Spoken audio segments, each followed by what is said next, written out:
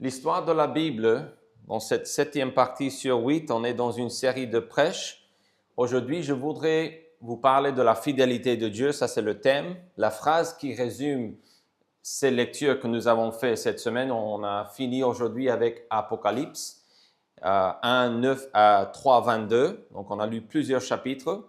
La fidélité à Dieu est possible par la soumission à Dieu, par l'espérance en notre résurrection, par le partage de la parole et par la dépendance spirituelle totale. Plusieurs thèmes, 4 thèmes qu'on va voir qui vont ensemble avec la fidélité de Dieu. Donc, l'inspiration de ce texte, ou pas de ce texte, mais de ce thème, la fidélité, et les choses que nous avons vues, ou nous allons voir, vient d'Apocalypse 1, 9 à 3, 22. Pourquoi? Parce que là, dans cette lecture d'aujourd'hui, on voit que Dieu fait un bilan de l'état spirituel de 7 différentes églises. Et je me demande ce que Dieu dirait de vous et de votre église. Si j'étais vous, si j'étais à votre place, aujourd'hui, je prendrais le temps de me soucier de cette question. Qu'est-ce que Dieu pense de moi et de mon église? La fidélité à Dieu est ce qu'il demande. Le fait qu'il fait un bilan de ces 7 églises nous démontre que Dieu se soucie de la condition spirituelle de nos âmes. Ce n'est pas un jeu. Ce n'est pas une blague. Ce n'est pas une option. Ce que Dieu dit, il le dit. Je voudrais pour moi-même et pour vous aussi qu'on puisse pendant 2 secondes voir spirituellement les choses. Que Dieu ouvre nos yeux. Oui, pour voir des choses dans sa parole, bien sûr, mais pour voir le monde autour de nous. Et pour réaliser ce qui se passe avec les anges, les démons, le diable, les puissances qui gèrent maintenant dans le monde. Parce que trop souvent, mes chers amis, on est complètement perdus. Parfois, on n'a pas d'idée de ce que Dieu fait dans le monde. Et on a tellement l'habitude de faire notre petite vie que le grand Dieu souverain, que si on pouvait voir son trône aujourd'hui, ou voir le grand trône blanc dont on parle dans la fin de la Bible, en Apocalypse, si on pouvait voir ce que nous sommes en train de faire avec nos paroles, avec nos valeurs, avec notre temps, je pense que vous auriez peur, comme moi j'aurais peur, du fait que Dieu est là, souverain, créateur du monde, et que nous, on vit nos vies n'importe comment, avec un dédain total pour sa sainteté.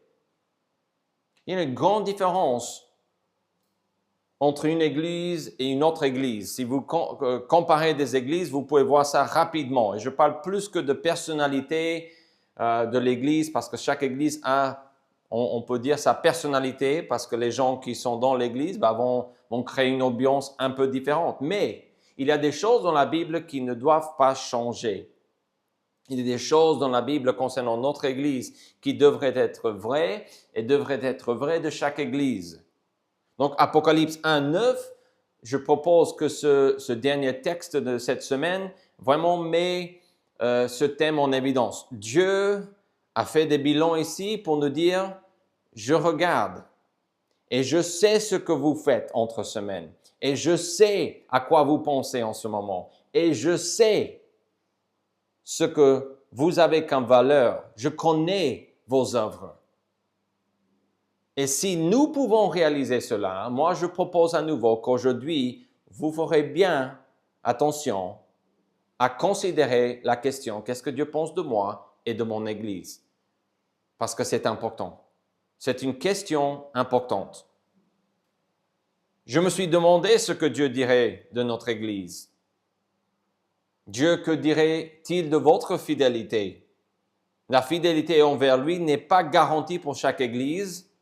Ce n'est pas le fait d'être une Église qui se rassemble qui fait qu'on est fidèle. Loin de cette idée. Parce qu'on va découvrir ou on pourrait, si on fait la lecture de Apocalypse 1, 9 à 3, 22, des églises qui souffrent, qui sont persécutées, qui passent par des difficultés, et Dieu le dit, attention, je suis pas loin de vous fermer. Je suis pas loin d'éteindre votre lumière parce que vous ne me servez pratiquement plus à rien. Donc, ne croyons pas, mes chers amis, que nous sommes une église fidèle parce qu'on est là aujourd'hui. Ce n'est pas le cas. Ce n'est pas le cas. La fidélité envers lui n'est pas garantie. On voit des églises ici dans ce texte que je viens de mentionner qui sont en danger d'être fermées à cause de compromis. Compromis spirituels et d'impudicité. Idolâtrie. Des choses qui ne devraient pas se produire dans une église. Les 8 prêches de cette série, je vous rappelle, sont tous des prêches particuliers parce qu'on étudie un thème à travers l'ensemble de la Bible. Donc, on a énormément de choses à dire, vous le savez déjà. On arrive presque au bout de cette série. Chaque prêche, donc, est thématique, mais est aussi ancré dans 7 différents passages de la Bible que nous avons lus, ou nous aurons lus pendant la semaine. Voici un petit résumé de chaque texte que nous avons vu cette semaine. Je mets 1 Corinthiens 3 et 11 ensemble parce que j'arrive à la même conclusion. Se glorifier en l'être humain est fou, car Dieu est le chef suprême de tous. On va avancer les arguments de ces 2 textes brièvement dans quelques minutes et je vais vous montrer qu'on a ce problème-là dans ces textes. 1 Corinthiens 15. Sans la résurrection de Jésus, nous n'aurions point d'espoir. 1 Thessaloniciens 4. Ce qui suit cette vie sur la terre pour les croyants est l'éternité avec Dieu. 2 Timothée 4. Notre tâche est d'étudier et de prêcher la parole de Dieu sans relâche. En Jude, on peut dire Judin, mais on dit souvent tout simplement Jude, il n'y a pas de chapitre. Devant les moqueurs, il faut reprendre et sauver le plus possible tout en faisant attention de ne pas tomber dans la même rébellion. Donc, on a cette tâche de sauver, mais de faire attention. Parce que n'importe qui peut tomber dans le péché. Là, on s'approche des 7 lettres qu'on envoyait aux 7 églises en Apocalypse. Faites attention. Finalement, Apocalypse 1, 9 à 3, 22, donc chapitre 1, verset 9, jusqu'à la fin de chapitre 3. Vaut mieux être une église pauvre et faible, qui est fidèle, qu'une église riche et autosuffisante qui est morte. En fait, il vaut mieux être une église fidèle que toute autre chose. On va parler de ces thèmes aujourd'hui, mais en résumé, je répète que la fidélité à Dieu est possible. Le fait de faire un bilan veut dire que Dieu est en train de regarder à votre vie. Mais plus que ça, ce n'est pas parce que Dieu veut nous écraser qu'il le fait. Donc, le bilan montre que Dieu est là en train de regarder, c'est sûr et certain. Il connaît nos œuvres en tant qu'Église. On ne peut pas se moquer de lui. Il voit tout. Mais c'est possible. Pourquoi? Parce que Dieu fait un bilan. Si Dieu fait un bilan, et surtout sur ce bilan, on a 7 églises, 2 ont eu un bon bilan. C'est possible, mais ce n'est pas garanti. Et je pense, malheureusement, si on suit les statistiques de ce texte d'Apocalypse 1, 9 à 3, 22, la plupart des églises ont un mauvais bilan. La plupart des églises ont un très mauvais bilan. Pourquoi? 2 choses. Compromis, impudicité. Compromis, impudicité. Dans votre vie privée, de l'idolâtrie qui est là, qui fait que vous êtes quelqu'un qui n'est pas pur, qui fait que vous avez des compromis. Vous suivez Dieu dimanche, vous suivez Dieu peut-être mardi, vous lisez peut-être la Bible entre semaines, mais il y a des compromis dans votre engagement avec Dieu. Ça, c'est le cas de 5 églises sur cette liste.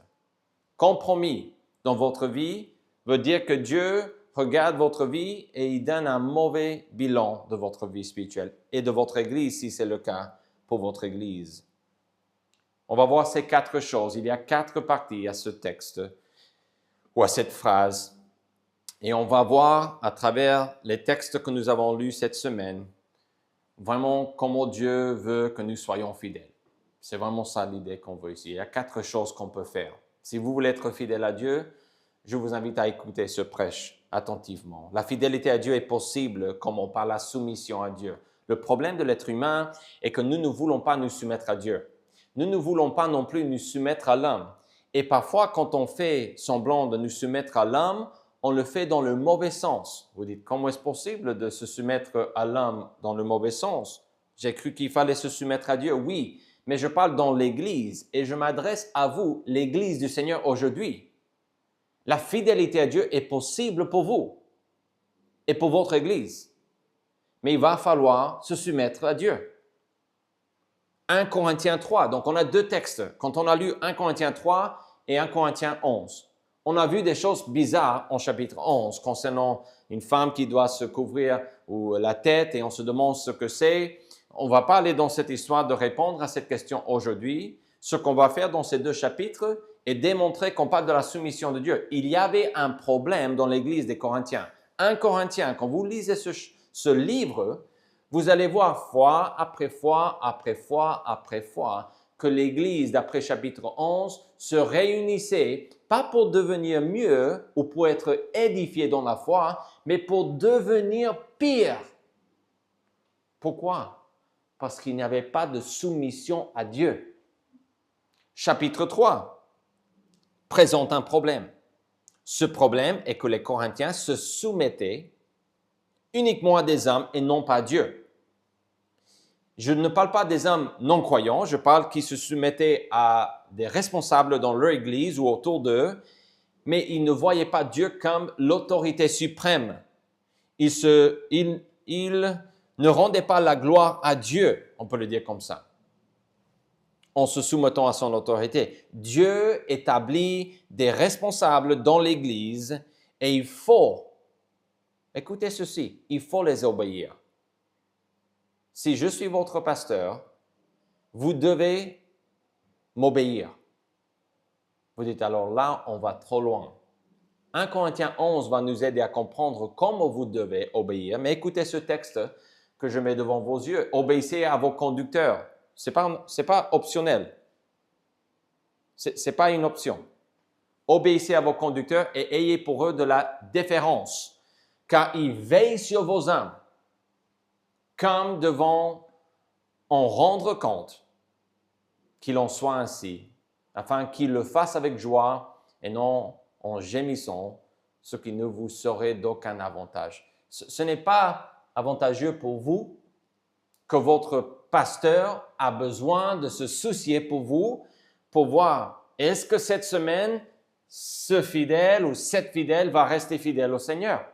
Ce n'est pas dans votre avantage que le pasteur doit se soucier de cela. Je le fais. Mais ce n'est pas dans votre intérêt si c'est le cas pour vous. Parce que vous devez obéir à vos conducteurs. Ici, dans cette église, je suis le seul pasteur. Ce n'est pas parce que je veux être le seul pasteur, mais c'est comme ça dans notre situation. Je ne voudrais pas que ça reste ainsi. Mais c'est comme ça maintenant.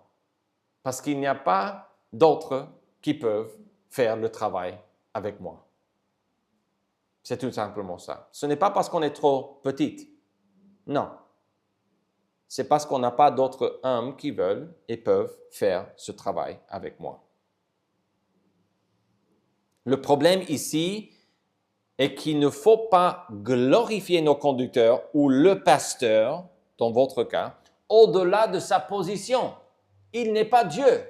Il n'est pas celui qui décide. C'est Dieu qui décide. Ce n'est pas moi, dans votre cas, qui décide.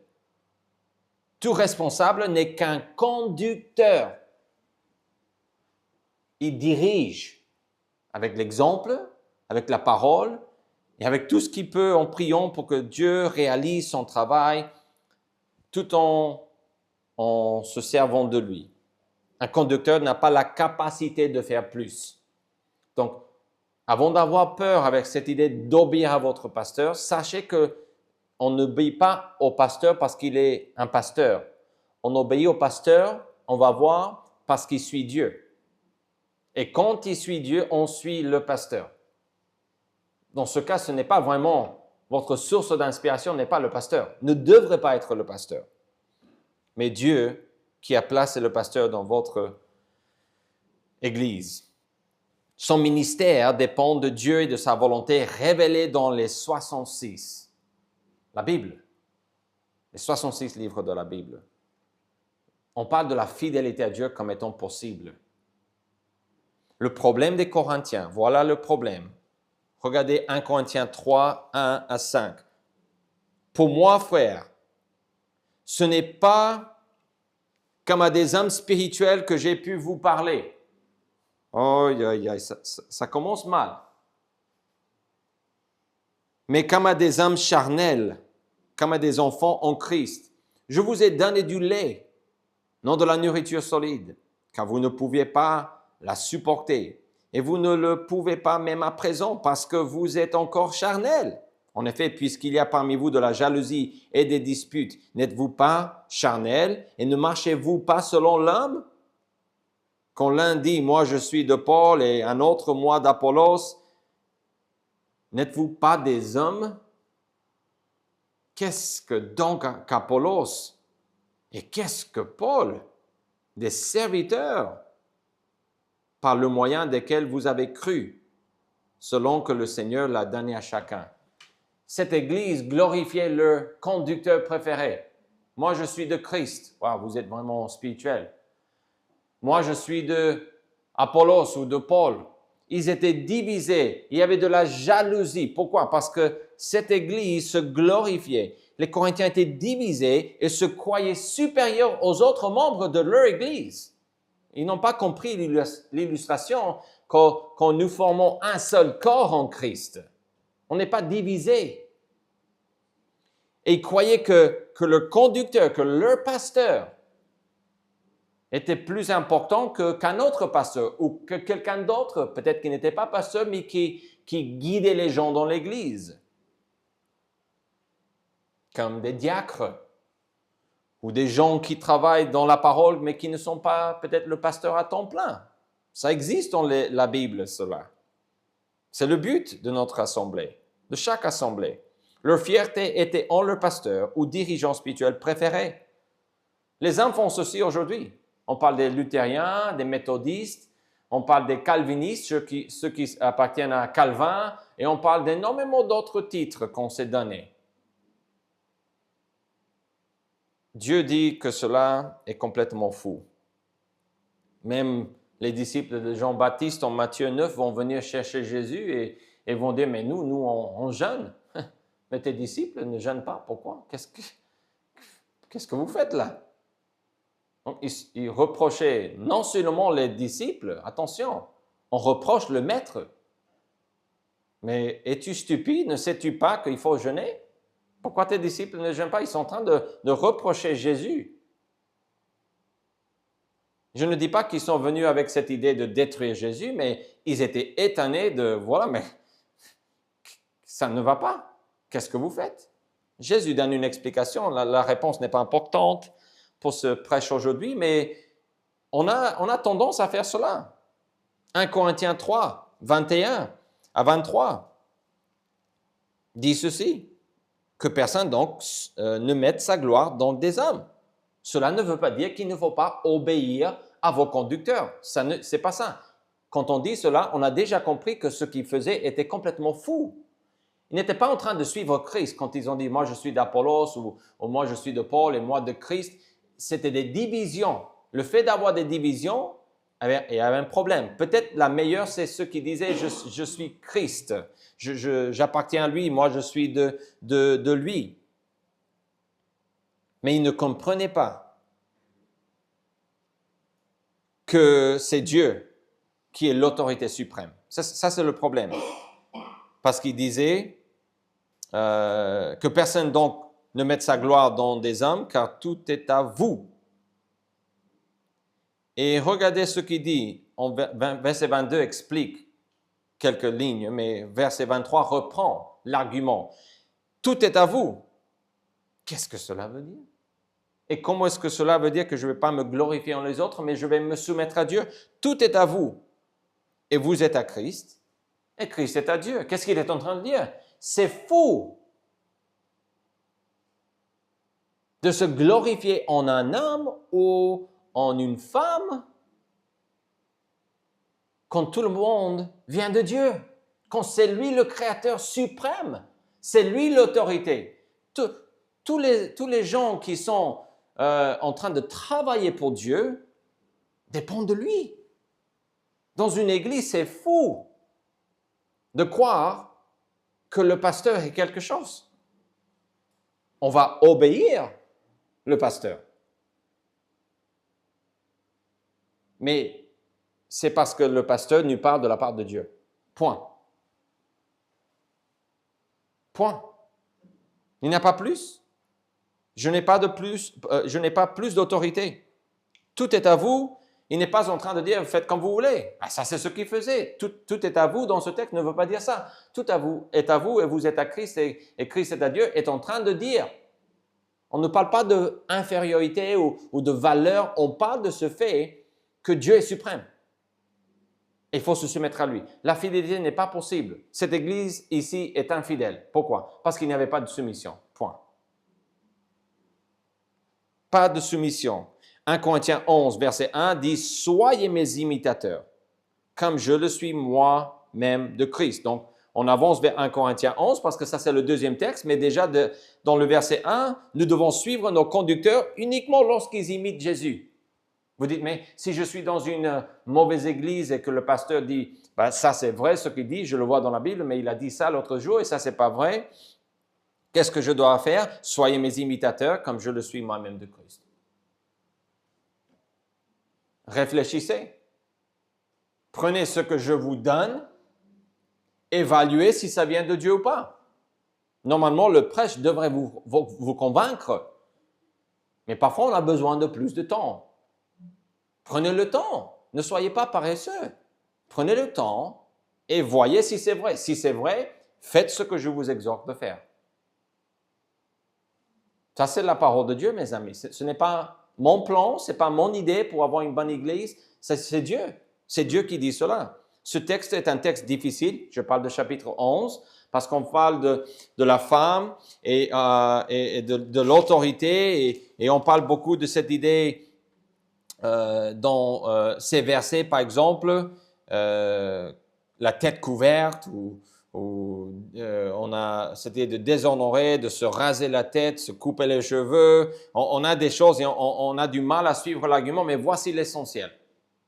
L'essentiel, ce qui est clair est en verset 3. « Je veux cependant que vous sachiez que Christ est le chef de tout homme. » Donc, sans comprendre 1 Corinthiens 11, on sait déjà quel est le problème. Chaque chapitre qu'on va lire en 1 Corinthiens, pratiquement, on va nous dire qu'il y a un problème dans l'église des Corinthiens. Ils avaient un bilan horrible. Mais on a 2 Corinthiens. Pourquoi? Parce que c'était possible. Même dans la misère, même avec un mauvais bilan, c'était possible d'améliorer. OK? N'oubliez pas cela. 1 Corinthiens 11 dit qu'on doit suivre nos conducteurs, notre pasteur, comme lui, il suit le Christ.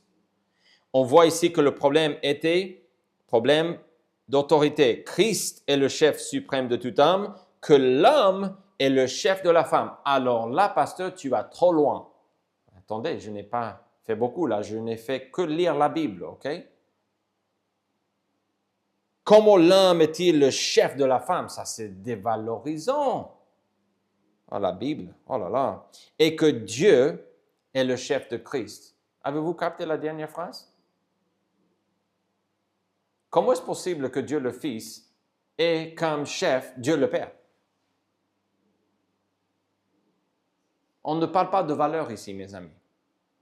Le fait que l'homme est le chef de la femme ne parle pas de valeur.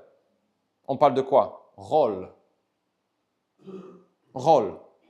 Dans une entreprise, qu'est-ce qu'il faut pour avoir du succès? Et pour ne pas travailler dans une misère de chez misère, il faut un ordre. Méchant ou bon, il faut un patron. Qui nous dise de faire les bonnes choses ou les mauvaises choses, il faut un patron. Il faut, évidemment, il faut un ordre. Et chacun doit connaître son rôle. Si vous vous présentez au travail comme si vous étiez le patron, parce que vous êtes plus intelligent que le patron, vous n'avez pas compris votre rôle. Vous avez peut-être raison. Vous êtes peut-être plus intelligent que votre patron ou que la chef qui est là. Mais vous ignorez votre rôle. Ce qu'on a dans ces textes est que les Corinthiens ne comprenaient pas leur rôle et ne comprenaient pas non plus le rôle du pasteur. Et donc, ça crée des problèmes. Et ici, on nous dit que Dieu est le chef ou l'autorité suprême qui a établi une chaîne de commande. Cette chaîne ne traite pas la valeur de ses membres. La femme n'est pas inférieure à l'homme dans la parole de Dieu.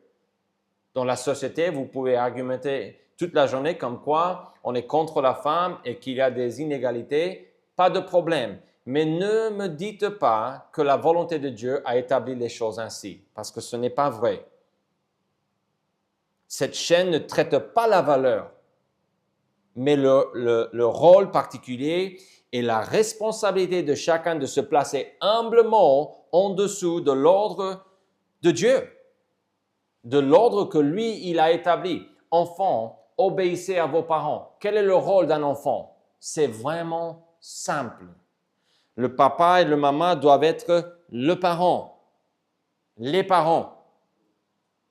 Au boulot, les parents, c'est un autre mot pour patron. Les enfants, ils ont le droit, le privilège et la responsabilité d'obéir. C'est la seule chose qu'on dit des enfants. Obéir. Vous dites pourquoi vous dites ça? Parce qu'on parle de rôle. On parle de connaître la chaîne de commande et comment Dieu a établi les choses. On ne parle pas de la valeur. La valeur de l'être humain est la même. Pourquoi? Parce qu'il a créé l'homme et la femme, sous-entendu, chaque être humain après cela, à l'image de Dieu. Quand vous manquez de respect à quelqu'un, même qui le mérite de votre point de vue et qui est pécheur et un homme ou une femme horrible, vous êtes en train de faire quelque chose qui ne vous correspond pas à faire. Les gens sont créés à l'image de Dieu. La valeur est là, pas en votre sexe. Ça, c'est ridicule. Donc, cette chaîne est à respecter. Le reste de ce chapitre identifie que les problèmes ou le problème est que nous ne suivons pas les ordres de Dieu. Un exemple en 1 Corinthiens 11, c'est la Sainte Seine. Ils faisaient n'importe quoi. Il y avait des gens qui devaient travailler, d'autres qui ne travaillaient pas. Il y avait des riches, il y avait des gens moins riches. Et les gens riches venaient à l'église pour fêter la Sainte Seine. Ils mangeaient, ils faisaient tout. Et les autres arrivaient après, ils n'avaient rien à faire, rien à manger. Et c'était pas bon, c'était pas correct. Il fallait s'attendre, il dit. Pourquoi? Parce qu'ils ne sont pas en train de comprendre leur rôle, leur place dans le corps du Christ. Ils ne comprenaient pas comment Dieu avait établi l'Église. Ils ne comprenaient pas leur rôle peut-être dans leur foyer, peut-être au travail, mais ici on parle de l'Église. Donc, quand on regarde 1 Corinthiens 3 et 11, on voit que la fidélité à Dieu est possible, mais c'est uniquement par la soumission. Et cette Église à Corinthe n'était pas fidèle à Dieu, insoumis. La fidélité, deuxièmement, à Dieu est possible par l'espérance en notre résurrection ou l'espérance de notre résurrection, c'est-à-dire que par la foi en notre résurrection. 1 Corinthiens 15 et 1 Thessaloniciens 4 sont les deux textes. Si vous avez cru à l'évangile de Jésus, vous avez fait comme 1 Corinthiens 15, 1 à 11 vous ont indiqué qu'il fallait faire. Donc, la première partie du chapitre 15 d'Un Corinthiens parle de l'Évangile. On nous dit qu'il est venu, qu'il est mort, qu'il est ressuscité et qu'il est apparu à beaucoup de gens. Et ça, c'est l'Évangile. Et vous avez bien fait de croire cela. Mais il faut comprendre il avance, il explique, il continue que votre espoir est ancré en la résurrection de Jésus. N'importe qui peut dire de belles choses, n'est-ce pas? N'importe qui peut se mettre devant une foule et dire de belles choses. Et puis mourir. C'est vraiment simple, parce qu'on sait que chaque être humain doit mourir. Amen. C'est comme ça. Mais uniquement Jésus est vivant. J'ai parlé avec un jeune cette semaine, et il m'a dit que son Dieu était Einstein. Et j'ai dit que j'ai compris ce qu'il était en train de me dire. Mais je lui ai aussi dit que son Dieu était mort. Il était déjà parti. Et il m'a dit, c'est vrai, vous avez raison. Et puis je lui ai dit, il vous faut un autre Dieu. Il faut changer de Dieu, mon ami. Il vous faut un Dieu plus puissant. J'ai dit, Jésus est toujours vivant, mais votre Dieu est mort. Après, il m'a changé de Dieu. Il m'a dit qu'il y avait une déesse cette fois-ci. Et je ne lui ai pas dit, mais j'ai dit, votre déesse va aussi mourir. C'était sa chère maman. Donc, je n'ai pas voulu dire ça, mais il a compris avec Einstein que ce qui est arrivé à Einstein allait aussi sûrement arriver à sa maman un jour. Je ne le veux pas, mais je vais dire, on est humain, on doit mourir. Jésus est toujours vivant. Les Corinthiens avaient un autre grand problème, et c'était que certains d'entre eux ne croyaient pas en la résurrection des saints. Ils ne croyaient pas qu'ils allaient ressusciter un jour. Jésus est ressuscité pas pour faire un show, un spectacle, et puis pour nous dire, au moins, moi, j'ai échappé à la mort, vous vous débrouillez. Il n'a pas fait cela. Il est ressuscité parce que c'était la garantie que nous allons ressusciter. C'est l'argument d'un Corinthiens 15. Écoutez, on va lire plusieurs, pas chapitres, mais plusieurs versets parce que voilà l'essentiel de son argument. 1 Corinthiens 15, 12 dit ceci. Or, si l'on prêche que Christ est ressuscité des morts, comment quelques-uns parmi vous disent-ils qu'il n'y a point de résurrection des morts? S'il n'y a point de résurrection des morts, Christ non plus n'est pas ressuscité. En fait, qu'est-ce qu'il dit? On ne peut pas séparer la résurrection de Jésus de la résurrection de ses saints, de ses enfants, des croyants. Et si Christ n'est pas ressuscité, en plus, j'ajoute, notre prédication est donc vaine, et votre foi aussi est vaine. Il se trouve même que nous sommes de faux témoins à l'égard de Dieu, puisque nous avons témoigné contre Dieu qu'il a ressuscité Christ, tandis qu'il ne l'aurait pas ressuscité. Si les morts ne ressuscitent point, car si les morts ne ressuscitent point, Christ non plus n'est pas ressuscité. Et si Christ n'est pas ressuscité, votre foi est vaine. Vous êtes encore dans vos péchés, et par conséquent aussi, ceux qui sont morts en Christ sont perdus. C'est-à-dire les gens qui ont cru en lui, qui sont physiquement morts, en fait, eux aussi. Ils ne sont pas avec lui, n'ont pas la vie éternelle. Si c'est dans cette vie seulement que nous espérons en Christ, nous sommes les plus malheureux de tous les hommes. Pourquoi? Parce qu'on se donne pour un truc qui est faux. Mais le contraire est vrai, j'ajouterai. Nous vivons pour quelque chose qui est vrai. Et tous les autres, la plupart du monde, vivent pour quelque chose qui est un mensonge. Quel est ce mensonge? C'est aujourd'hui, c'est ce que j'ai, c'est cette vie. Tandis que ce qui est vrai, c'est pas cette vie. C'est la prochaine vie qui compte. C'est la prochaine vie qui compte. Donc l'argument ici n'est pas que notre foi est vaine. C'est ridicule de dire que notre foi est vaine. Ça, c'est ce qu'il est en train de dire. Mais maintenant, Christ est ressuscité des morts. Voilà, verset 20. Il est les prémices de ceux qui sont morts, car puisque la mort est venue par un homme, Adam, c'est aussi par un homme qu'est venue la résurrection des morts, Jésus. Et comme tous meurent en Adam, voilà le nom que j'étais en train d'ajouter, de même aussi tous revivront en Christ, mais chacun en son rang, Christ comme prémisse, puis ceux qui appartiennent à Christ lors de son avènement. Donc là, on pourrait aller plus loin, mais on arrive dans les particularités de la résurrection. Qui va être ressuscité? Christ d'abord. Qui d'autre? Quand est-ce qu'on va... Ces questions-là sont importantes, mais pas pour aujourd'hui, pour ce prêche. On voit ici que si Christ est ressuscité, ceux en Christ ressusciteront, point. 1 Corinthiens 15, parmi d'autres arguments, avance cet argument très clairement. Si Christ n'est point ressuscité, ça ne sert à rien de croire en lui. La résurrection de Jésus est quelque chose que la Bible explique fois après fois. C'est quelque chose qui est aussi vu ou regardé dans les récits de l'histoire de certains qui même ne croyaient pas en lui, ont dit « cet homme est revenu à la vie ». L'argument aujourd'hui n'est pas de vous montrer ces textes-là, mais de tout simplement vous dire brièvement qu'on parle de quelque chose qui est sûr, surtout du point de vue de la parole de Dieu. Ici, on parle en 1 Corinthiens de plus de 500 personnes l'ont vu à la fois, après l'avoir vu crucifié et mort sur la croix. Les soldats ont dit « il est mort ». Le soldat romain, sûrement, c'était le Fils de Dieu. Pourquoi c'était? Parce qu'il a constaté, il a dit, il est mort. Le travail était simple. Garder les gens sur la croix jusqu'à leur mort.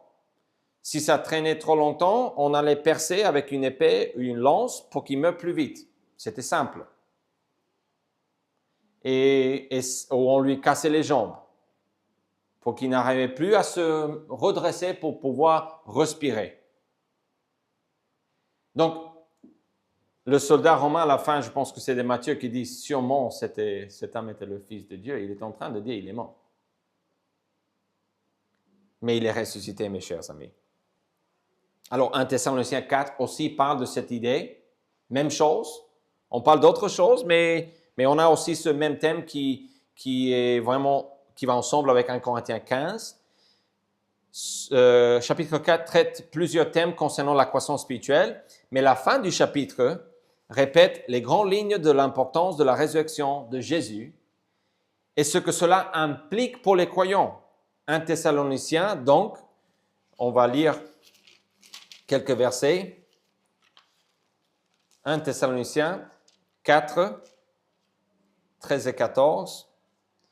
Nous ne voulons pas, frères, que vous soyez dans l'ignorance au sujet de ceux qui dorment, de ceux qui sont morts, morts en Christ, morts en ayant placé leur foi en Jésus, afin que vous ne vous affligiez pas comme les autres, les gens qui ne sont pas sauvés, qui n'ont point d'espérance. Les gens non sauvés n'ont pas d'espérance. Quand tu vas au tombeau ou quand on voit l'enterrement de quelqu'un qui ne connaissait pas Dieu et vous êtes entouré des gens qui ne croient pas en Dieu, il n'y a pas d'espoir.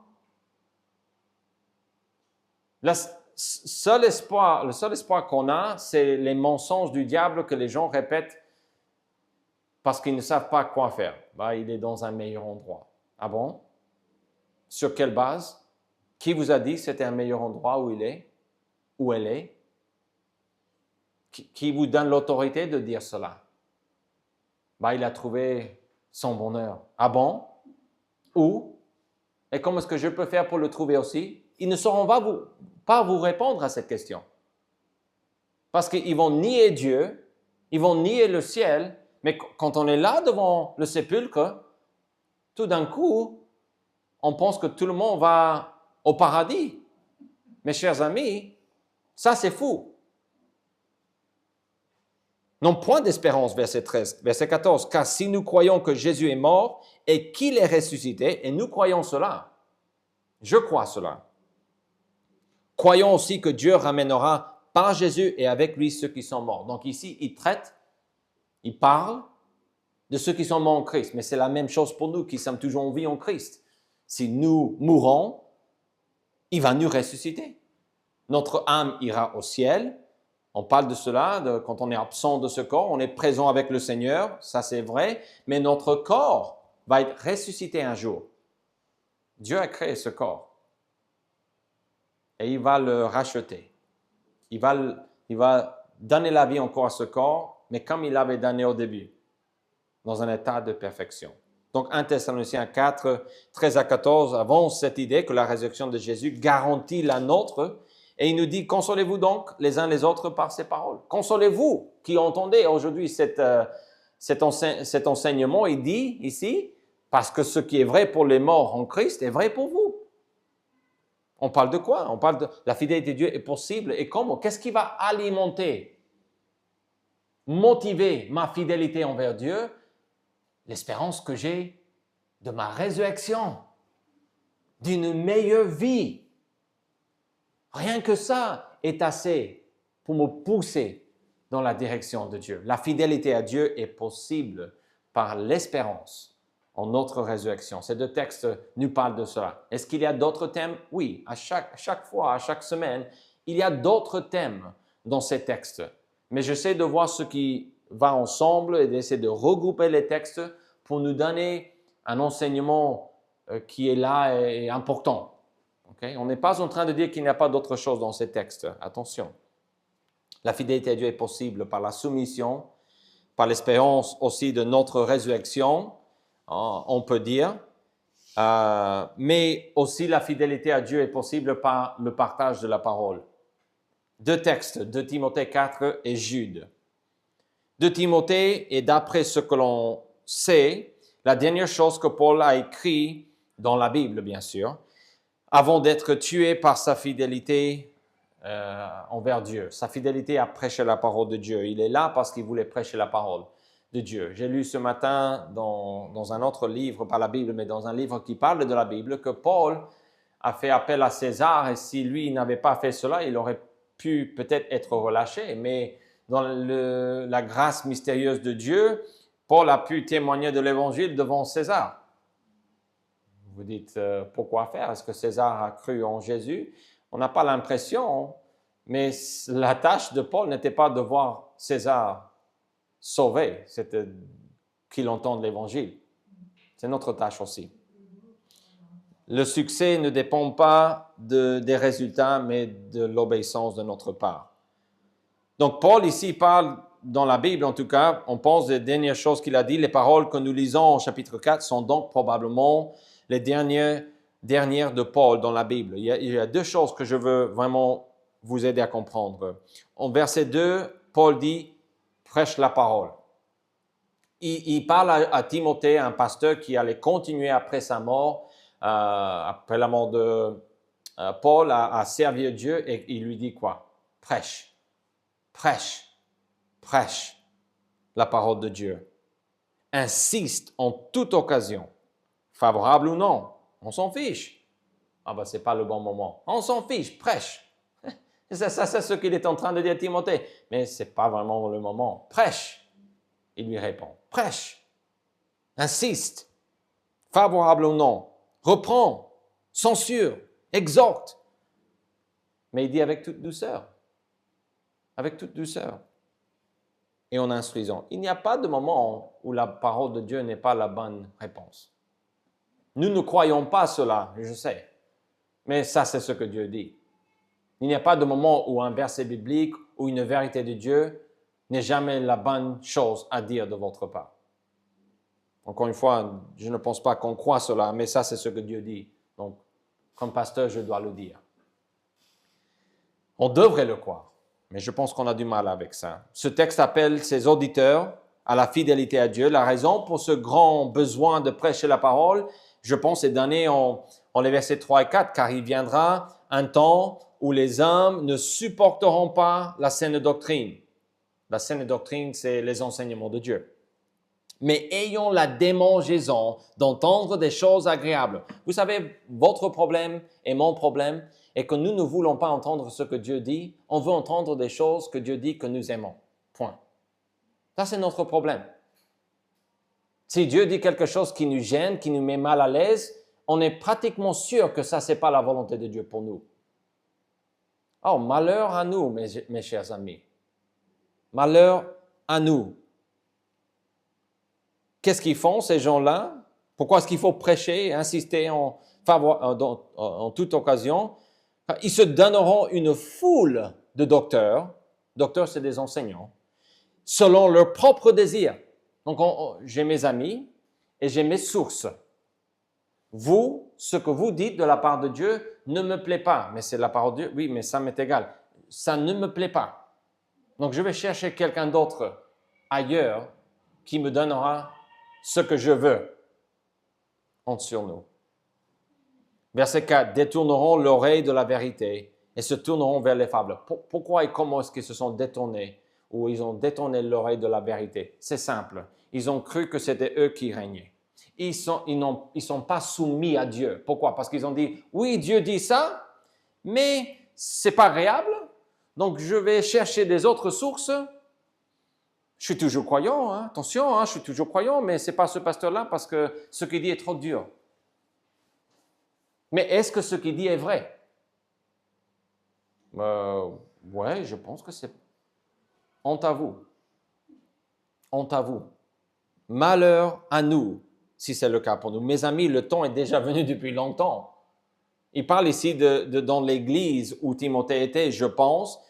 C'est pas qu'on attendait un moment dans la vie où les gens allaient être comme ça. Ils étaient déjà comme ça. Parce qu'il va parler plus tard dans ce chapitre, il parle en 2 Timothée 4, si vous continuez à lire, vous allez voir qu'il dit que Alexandre le forgeron m'a fait beaucoup de mal. Il parle aussi que c'était Démas m'a abandonné par amour pour le siècle présent. Les gens étaient en train déjà d'abandonner Dieu. OK? Ce n'est pas nouveau. Donc, le temps va venir, il dit, où ils vont pas entendre ils veulent entendre des choses, mais que des choses agréables, etc. Ils détourneront l'oreille. Ce temps est déjà là, mes amis. Mais ma question pour vous, est-ce que c'est vrai pour vous aujourd'hui, ça? Si ce que Dieu dit est vrai, est suprême et à respecter à la lettre, pourquoi refusez-vous de le faire? Pourquoi? Pourquoi refusez-vous de faire ce que Dieu demande? Les gens, au lieu de se soumettre, c'est une question de soumission ici, ok?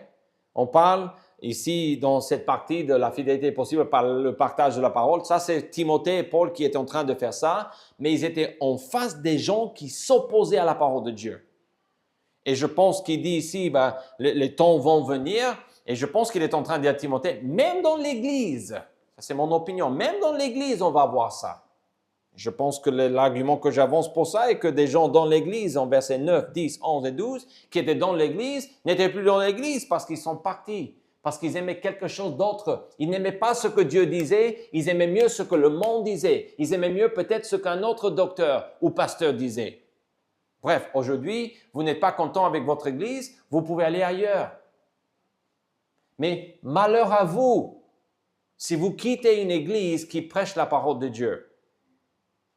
Je ne dirai jamais après ce prêche ou avec ces paroles que j'avance ici que notre Église a un bilan parfait ou que Dieu n'a pas des choses contre nous. Parce que je pense que Dieu a des choses contre nous en tant qu'Église. Je pense que Dieu a des choses contre vous et contre moi dans cette Église. Donc, ne pensez pas que je suis en train d'argumenter pour cette Église comme la seule Église qui prêche la vérité. Je dis tout à fait le contraire pour notre Église. Le christianisme égoïste est ce que la plupart des gens pratiquent aujourd'hui dans la foi évangélique ou protestante ou baptiste ou dans l'ensemble des gens qui disent croire en Jésus-Christ. C'est une foi qui me convient, c'est une foi où le pasteur peut prêcher son cœur jusqu'au dernier moment de sa vie, mais j'ai le choix si je vais obéir. Et j'ai le choix si je vais devenir fanatique et vraiment me mettre à l'œuvre pour le Seigneur. Honte à vous si je dois vous supplier au nom de Dieu de faire ce qu'il demande. Honte à vous. Honte à moi si Dieu doit me donner des coups de pied pour que je fasse sa volonté. Honte à moi. Il faut prêcher la parole de Dieu devant les gens qui s'opposent à cette même parole. Et la dernière chose, 2 Timothée 4, 13, Paul est au bout de sa vie, en le sachant ou sans le savoir. Il dit, quand tu viendras, apporte le manteau que j'ai laissé à Troas, chez Carpus, et les livres. Donc, il voulait quoi? Des livres de science-fiction? Il voulait lire un autre livre? Non. Surtout les parchemins. Il parle ici des choses qui lui servaient à étudier la parole de Dieu et à prendre des notes et à écrire des choses. Peut-être il voulait finir. Quelques détails de cette lettre étaient sur ces parchemins. On ne sait pas. Mais avec tout ce qu'il dit, ça serait fou de croire que lui, il va lire un livre de science-fiction ici. OK? Il est en train de dire, je vais étudier la Bible jusqu'au bout. Prêche la parole, vient avant dans le texte, mais il faut savoir que Paul et Timothée et n'importe qui dit qu'il est enfant de Dieu doit étudier la parole de Dieu. Parce que si vous ne étudiez pas la parole de Dieu, vous n'avez rien à prêcher, mes chers amis. Vous n'avez rien à prêcher. Et si vous n'avez rien à prêcher, ce n'est pas la faute de votre pasteur et ce n'est pas la faute de Dieu. C'est votre faute. Si vous n'avez pas quelque chose à prêcher à quelqu'un d'autre, ce n'est pas de ma faute. Comment est-ce que je peux venir vous parler pendant 1 heure le dimanche, voire plus, sans étudier la parole de Dieu? Ça, c'est complètement ridicule. Vous dites, quel est votre travail? J'ai une liste des choses que je fais, mais je dois étudier la parole de Dieu. Comment est-ce que je vais vous expliquer la Bible si je n'étudie pas la Bible moi-même? Donc, quand je dis que la fidélité est possible, parce que je le vois ici, il faut partager la parole de Dieu, mais c'est sous-entendu ici qu'il faut l'étudier pour la partager. Et j'espère que vous voyez cela en le verset 13. Paul voulait avoir ses livres et les parchemins sur lesquels peut-être il prenait des notes ou il écrivait des choses à des croyants. La fidélité de Paul pour prêcher la parole de Dieu provenait de son étude de la parole. Cette étude qu'il a pratiquée jusqu'au bout de sa vie, on le voit ici. Et vous étudiez la parole de Dieu ainsi?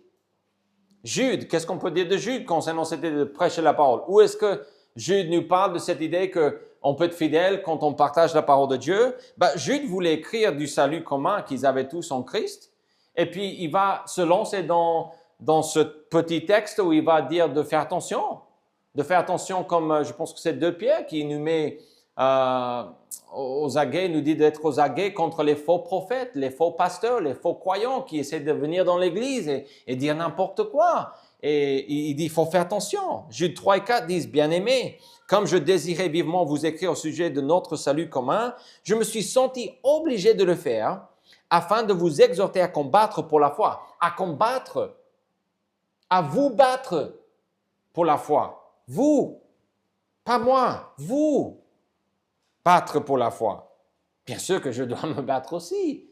Mais le message qu'on apporte ici à l'Église ou à ses croyants, combattre pour la foi qui a été transmise au sein une fois pour toutes.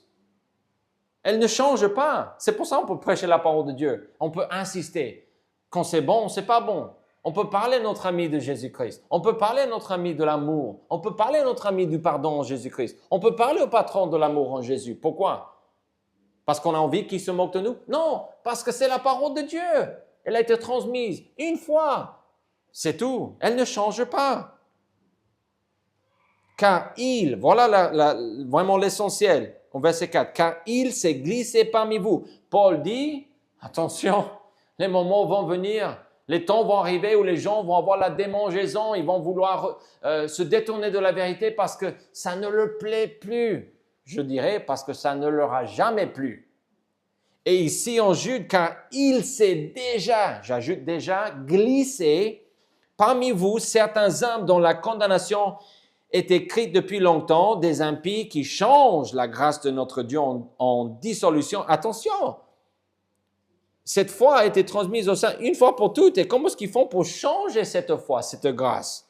Et qui renie notre seul Maître et Seigneur Jésus-Christ. Insoumis, perdu, non sauvé. Donc, Jude dit, il faut prêcher la parole de Dieu. Pour être fidèle, il faut prêcher la parole de Dieu. Parce que si vous ne prêchez pas la parole de Dieu, vous êtes en train de dire qu'elle a changé. Parce que vous faites une exception pour vous. Vous dites qu'il faut prêcher, Dieu veut des églises, Dieu veut que sa parole soit entendue, Dieu veut que chacun ait l'opportunité de croire ou rejeter l'évangile, mais vous n'ouvrez jamais la bouche pour Dieu. Donc c'est qui a raison, c'est Dieu ou c'est vous? Quand vous et moi, quand nous ne faisons pas ce que Dieu veut, nous sommes en train de changer comme ces impies la parole de Dieu. Vous dites, non, non, ça c'est pas moi. Oui, la foi est là, elle a été transmise, elle n'a pas changé, elle est à partager. Donc je ne partage pas. C'est quoi le problème? C'est qui le problème?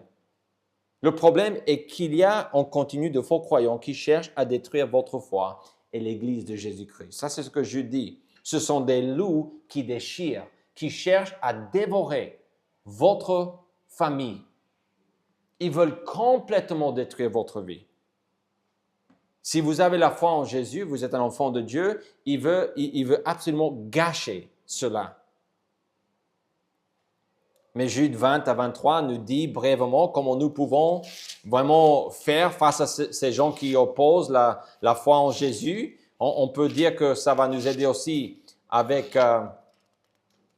2 Timothée 4.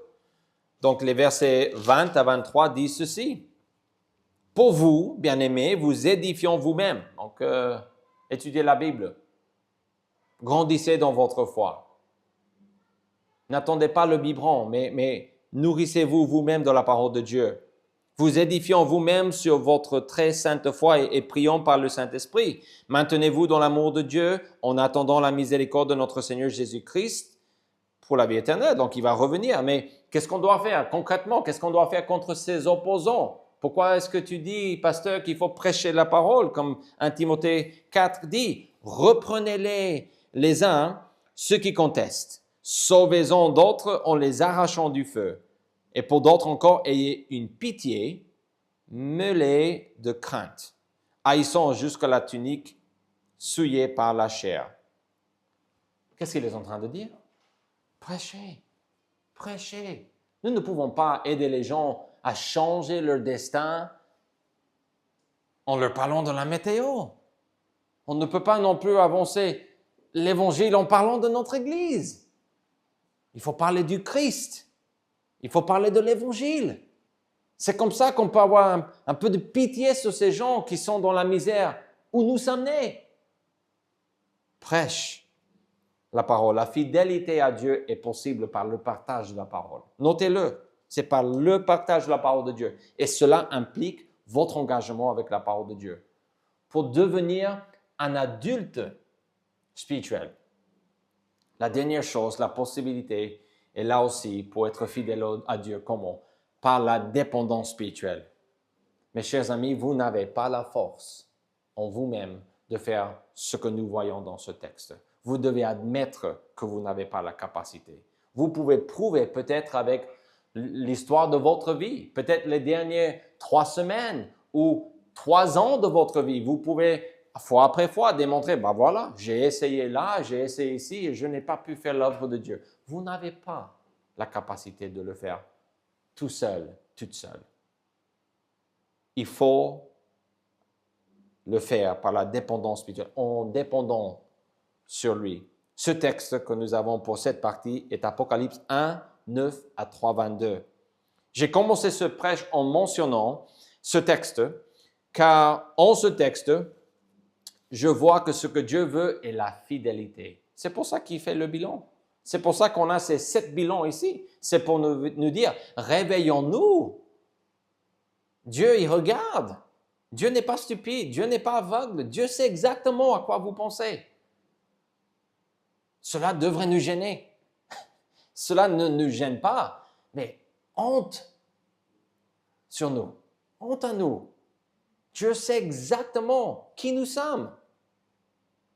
Mais nous disons, du moment que le pasteur, ou du moment que les autres, du moment que le voisin, ou que la voisine ne sache pas ce que je pense, ça va, je gère. Non. C'est fou ça. Ce texte m'a donné le thème de la fidélité et c'est pour ça que je prêche sur la fidélité aujourd'hui. Je n'ai pas eu l'idée de prêcher cela. Je suis les textes. Je suis les thèmes et les résumés que je peux faire avec l'aide que Dieu me donne de ces textes et je vous donne tout ce que Dieu me donne.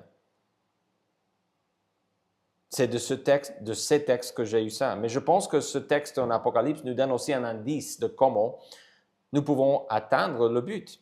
L'apôtre Jean reçoit une communication pour 7 différentes églises. C'est des bilans. Éphèse, Smyrne, Pergame, Thyatire, Sardes, Philadelphie et Laodicée. De ces 7 églises, uniquement 2, il paraît, uniquement 2 d'entre elles n'ont pas reçu de réprimande du Seigneur Jésus. Uniquement 2 sur 7. Les statistiques sont horribles. Apocalypse 2, 8 à 11 est une église écrite à l'ange de l'église de Smyrne, donc au pasteur de l'église de Smyrne. Voici ce que dit le premier, le dernier, celui qui était mort et qui est revenu à la vie.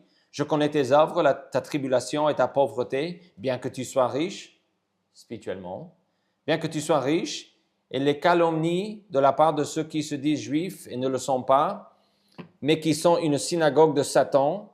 Ne crains pas ce que tu vas souffrir. Voici le diable jettera quelques-uns de vous en prison, afin que vous soyez éprouvés, et vous aurez une tribulation de 10 jours. Sois fidèle jusqu'à la mort, et je te donnerai la couronne de vie. Que celui qui a des oreilles entende ce que l'Esprit dit aux églises. Celui qui vaincra n'aura pas à souffrir la seconde mort. Ça, c'est d'aller en enfer. Les temps de feu qu'on voit en Apocalypse 22. 21, on parle de cela. Donc, qu'est-ce qu'il dit ici? Vous êtes pauvre, bien que tu sois riche. Voilà la clé. Ils n'avaient pas les moyens, mais ils avaient les moyens. Comment est-ce possible cela? Cela ne semble pas logique. Nous sommes faibles. Paul a dit, quand je suis faible, c'est alors que je suis fort. Parce que c'est la grâce de Dieu qui fait cela. Cette Église a fait preuve de fidélité. Et c'est intéressant que cette Église était une Église qui souffrait et qui était pauvre, physiquement pauvre. Cette Église n'avait pas le choix. Elle devait dépendre de Dieu. Apocalypse 3, c'est la dernière Église des deux, parce qu'il n'y a que 2. 3, 7 à 13 dit ceci, écrit à l'ange de l'église de Philadelphie, voici ce que dit le Saint, le véritable, celui qui a la clé de David, celui qui ouvre et personne ne fermera, celui qui ferme et personne n'ouvrira, je connais tes œuvres, voici parce que tu as peu de puissance et que tu as gardé ma parole et que tu n'as pas renié mon nom, j'ai mis devant toi une porte ouverte que personne ne peut fermer. Voici, je te donne de ceux de la synagogue de Satan qui se disent juifs et ne le sont pas, mais qui montent. Voici, je les ferai venir, se prosterner à tes pieds et connaître que je t'ai aimé. Parce que tu as gardé la parole de la persévérance en moi, je te garderai aussi de l'heure de la tentation qui va venir sur le monde entier. Ça, c'est la grande tribulation. Pour éprouver les habitants de la terre. Pas pour éprouver les croyants, mais les habitants de la terre, sous-entendu des non-croyants. Je viens bientôt, retiens ce que tu as, afin que personne ne prenne ta couronne. Celui qui vaincra, je ferai de lui une colonne dans le temple de mon Dieu, et il n'en sortira plus. J'écrirai sur lui le nom de mon Dieu et le nom de la ville de mon Dieu, de la nouvelle Jérusalem qui descend du ciel d'auprès de mon Dieu, et mon nom nouveau. Que celui qui a des oreilles entende ce que l'Esprit dit aux églises. Dieu veut vous parler à travers ces textes. Cette Église n'avait pas la force, pas beaucoup de force. Et Dieu dit ici qu'il n'y a pas de reproche pour ces 2 églises. Cette deuxième Église fidèle, malgré la faiblesse, les églises de Smyrne et de Philadelphie, qu'avaient-elles en commun? Les 2 étaient persécutés et dans le besoin physiquement. Je pense spirituellement aussi. Smyrne était pauvre et persécuté, Philadelphie était faible et persécuté. Apocalypse 2:10, en parlant de l'église à Smyrne, ne crains pas ce que tu vas souffrir. Voici le diable jettera quelques-uns de vous en prison, afin que vous soyez éprouvés et vous aurez une tribulation de 10 jours. On pense, probablement, pas littéralement 10 jours, possiblement, mais cette idée d'une persécution qui est complète. Pourquoi? Peut-être le contexte le dit. Il dit « Sois fidèle jusqu'à la mort ». Donc, ils vont mourir.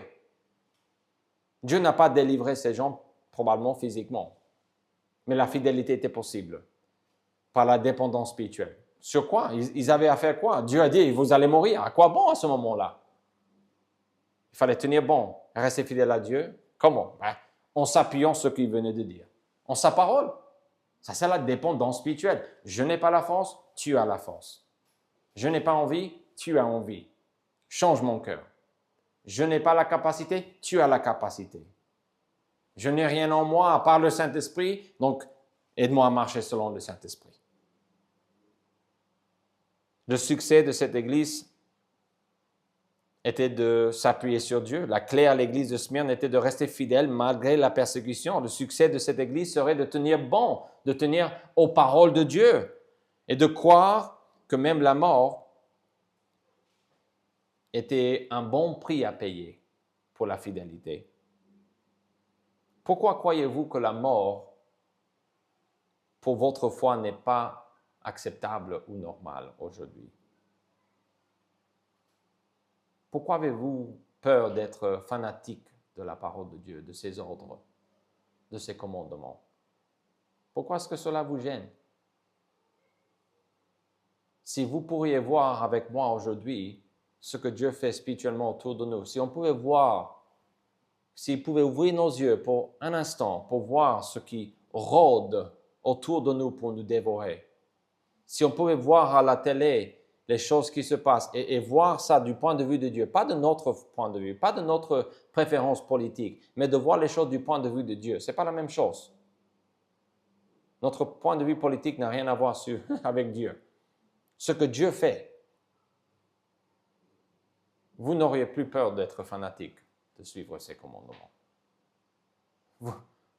Vous ne pourriez pas si vous voyez ce qui se passe spirituellement autour de vous.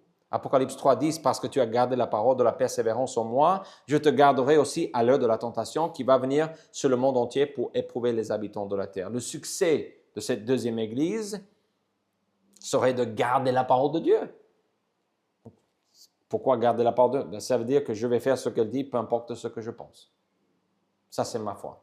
Ça, c'est ma persévérance. Ça, c'est ma foi. Ça, c'est ce qui va faire que je suis fidèle à Dieu. Ces deux églises n'avaient rien, elles étaient dépendantes de lui. Pauvres, faibles, ça veut dire quoi? Vous n'avez pas les moyens, quoi. Et comment est-ce qu'ils vont faire? Ils vont s'appuyer sur Dieu. Ils ont trouvé la source en lui. Et si vous ne trouvez pas la source en Dieu, mes chers amis, vous n'allez pas être fidèles au Seigneur. Ce n'est pas vous, ce n'est pas moi.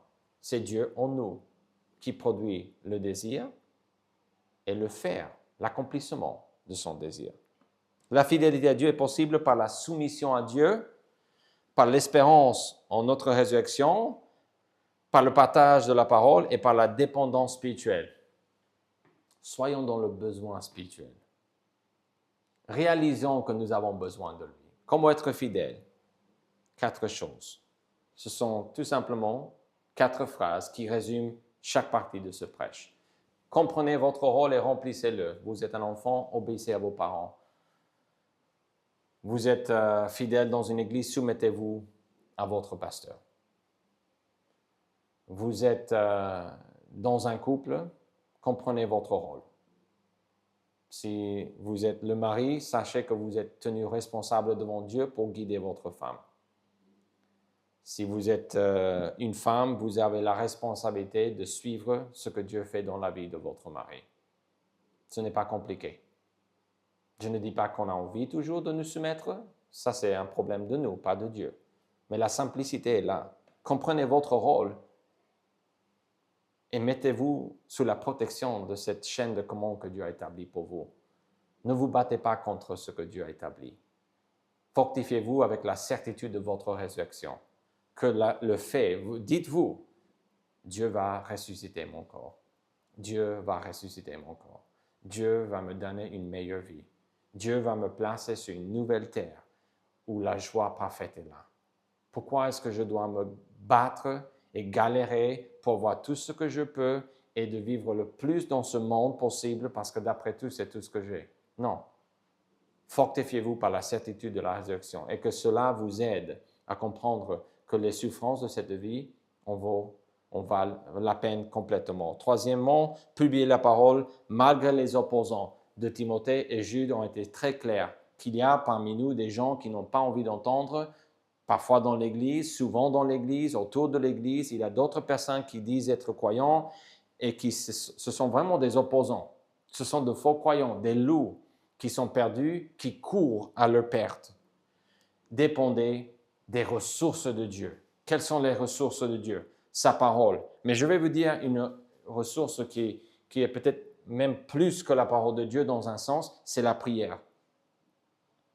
Hier soir, je me sentais complètement vidé de force et d'envie pour le Seigneur Jésus-Christ.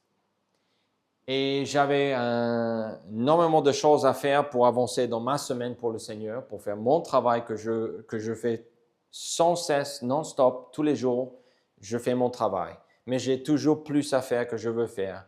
Et Dieu m'a dit, dépend de mes ressources. Et la chose que j'ai faite était de prier. Et de prier. Et j'ai dit à ma femme, je vais faire semblant que cette semaine, pendant 7 jours, je ne travaille plus. C'est Dieu.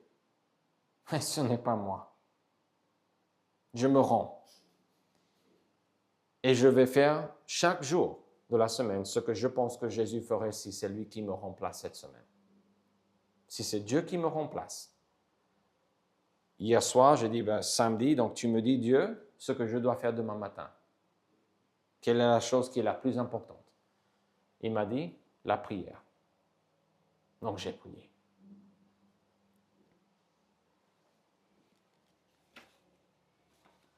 Et j'ai prié. Et j'ai prié. Pourquoi? J'avais des choses à faire. J'avais mon travail. J'avais des détails à finir pour le prêche ce matin. Mais je me suis levé et j'ai prié. Et j'ai prié. Et j'ai prié. Et j'ai lu la Bible et j'ai prié. Je me suis mis au travail et Dieu a béni. Ce prêche, c'est Dieu. Les textes ont été choisis il y a plus de 2 mois. Je me suis engagé à vous enseigner ces parties de la Bible, à suivre le thème, l'histoire de la Bible. Mais c'est Dieu qui donne en sa force et en son temps. Il donne ce qu'il veut. Dieu n'a pas délivré physiquement ces 2 églises fidèles à lui, en Apocalypse 2 et 3, mais il leur a dit de s'appuyer sur lui. Il s'est révélé pour leur dire, faites ceci. Restez fidèles à moi. Jean 15, verset 5 résume parfaitement cette idée de dépendre sur lui. Je suis le cep, vous êtes les sarments. Celui qui demeure en moi et en qui je demeure porte beaucoup de fruits, car sans moi, vous ne pouvez rien faire. Priez. Priez. Mangez sa parole. Soyez obéissants. Obéissez votre pasteur. Obéissez au Seigneur Jésus-Christ quand il vous parle. Lui n'a pas de problème de communication. C'est nos oreilles qui se détournent, mes amis. Ce n'est pas le Seigneur. C'est nos oreilles. C'est notre cœur. C'est votre cœur qui se détourne de Dieu. Père, que dis-tu de moi, de chacun de nous et de notre Église? Ce que tu penses est suprême, à ne pas négliger. Montre-nous notre condition spirituelle en tant qu'Église et individuellement, et puis éclaire le chemin devant nous. Que tu sois notre remplaçant aujourd'hui, cette semaine, et jusqu'à la mort. Que nous puissions nous reposer en ta grâce et en ta force. Au nom de Jésus-Christ, nous prions. Amen.